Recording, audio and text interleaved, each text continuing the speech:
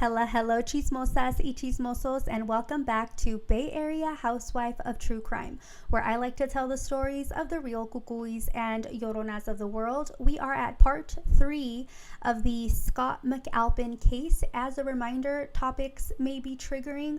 Viewer and listener discretion is very strongly advised. The people mentioned are innocent until proven guilty in court. Scott McAlpin had only been out of jail for 4 days before he beat his ex-girlfriend Anastasia Melenchenko for the umpteenth time, and this time he killed her.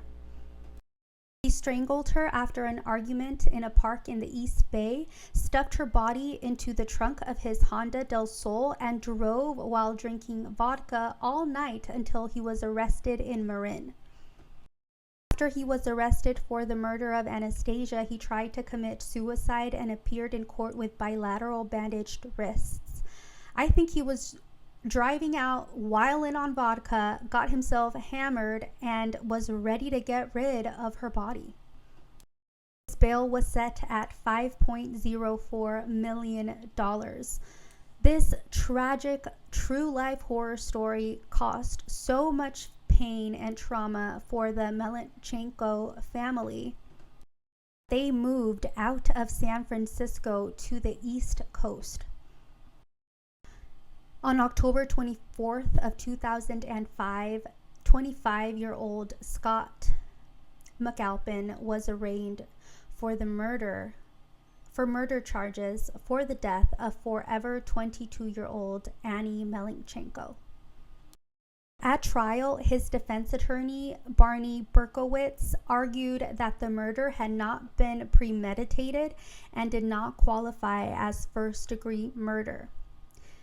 He said that his client was merely reacting to harsh words that Annie had used to provoke him, and he strangled her in the heat of passion. Scott was so devastated because they were planning a future together and had recently gotten back together. Attorney Berkowitz said that she provoked him by saying that she was going to send him back to prison so that she could have sex with his friends. Berkowitz said that the killing occurred after the couple had celebrated Scott's birthday together. Scott confronted Annie and told her that he had seen her being intimate with another man at a parking garage. Annie said that that was true, and he hit her twice, at which point she told him that she was glad that he hit her so that she could send him back to prison so she could be free to have sex with his friends. This infuriated him, and he didn't think. He just wrapped his hands around her throat and strangled her. District Attorney Dara Cashman submitted into evidence hundreds of letters, emails, and instant messages Scott had sent Annie throughout the years. The DA said, and I quote, "He wrote reams and reams of letters that made a clear picture of an obsessed person who needed to control her," end quote. The district attorney was also able to provide the fact that Scott had served 2 years in jail prior to her death on felony convictions against her. Attorney Cashman also argued that the very nature of the way he chose to kill her itself showed his intent, as it can take up to 5 minutes when strangling someone for them to die, and Scott had ample of time to consider his actions. The DA told the jury the idea of murder was percolating in his mind for a very long time. Scott and Annie had been in an on-again, off-again relationship for 4.5 years. He was so controlling that he even dictated when she should and shouldn't wear makeup. He would threaten to kill himself when she refused to see him. Even after he killed her, he continued to write letters and poems to her that he couldn't live without her, and the fact that she died was all her fault. Scott admitted to killing Annie, but not without saying that it was not his intent to kill her. In December of 2008, a Martinez, California jury convicted the then 28-year-old Scott McAlpin, a real-life cucuy, guilty for first-degree murder for the October 22nd, 2005 strangulation of forever 22-year-old Anastasia Annie Melnichenko. Even though her son was being convicted of murder after 2 days of deliberation, Scott's mom stood up and yelled in anger towards the jurors.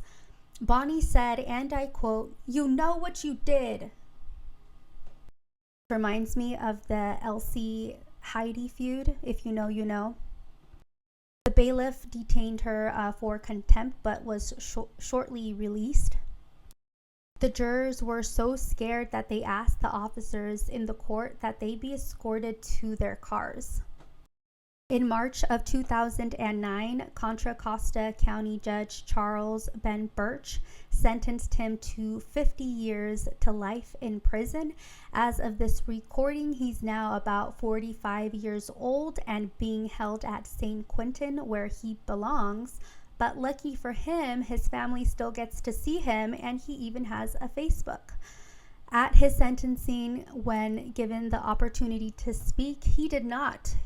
Instead, he had his attorney, Barney Berkowitz, read a letter out loud that read in part, and I quote, "If you can hear me, Anastasia, I want you to know I'm sorry. Please have mercy on my soul," unquote. If you or someone you know is a victim of domestic violence, please, please, please reach out for help before it is too late. We've reached the end of today's episode over at Bay Area Housewife of True Crime. As always, I accept and respect your opinions. I welcome all comments, questions, case suggestions. Thank you so much for listening, for viewing, for being here. If you like my content, do me a solid and rate my show. You can find full episodes of these recordings on my Spotify and Apple Podcast at Bay Area Housewife of True Crime. You can also send me an email if you have any case suggestions, comments, whatever, at yayareahousewife@gmail.com. I'll see you chismosas y chismosos in the next. Adios.